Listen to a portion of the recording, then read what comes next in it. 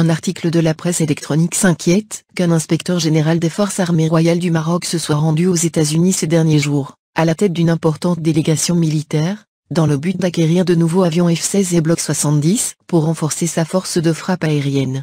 Ces initiatives ne datent pas d'hier, et si d'aucuns se posent la question sur le financement de cet arsenal de guerre par le Maroc, qui, en théorie n'a pas les moyens de paiement, il suffirait de regarder vers les monarchies et certaines démocraties pour trouver l'origine des fonds, des crédits à très long terme ou des dotations en matériel, ce qui revient au même, pour accréditer sa théorie de renforcer sa propre sécurité. Le Maroc n'est pourtant pas menacé par son voisin algérien, ni même par le Polisario, qui n'a pas les capacités militaires pour nuire significativement au Maghreb.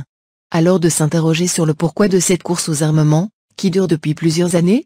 Selon des informations recueillies dans les revues spécialisées ou auprès de certaines sources arabophones, le Maroc aura acquis ces dernières 5 années auprès de la France un armement pour son armée d'un montant de 7 milliards d'euros, d'après le quotidien Al-Massé, qui se fait l'écho de cette information dans son édition du mercredi 9 août, rapportant que, durant la seule année 2016, le Royaume s'est procuré des armes qui ont coûté 126 millions d'euros, ainsi que des avions et leurs équipements. Le Maroc a également reçu de satellites espions, des missiles. Avec ce niveau d'importation d'armes, le Maroc dépasse largement son budget. Le journal arabophone qui poursuit que durant la même période, les acquisitions d'armes de l'Algérie ont connu une nette baisse, avec 121 millions d'euros au lieu de 345 millions d'euros auparavant.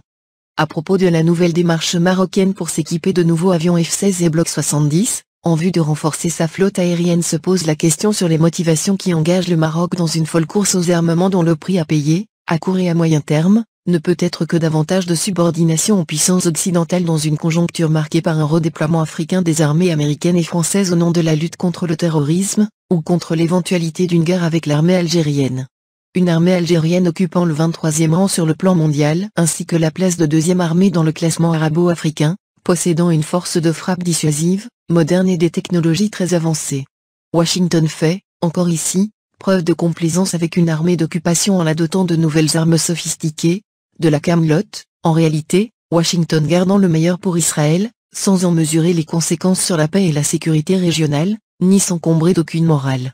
De plus, Poutine a déclaré que l'Algérie était une ligne rouge à ne pas franchir. Au cas où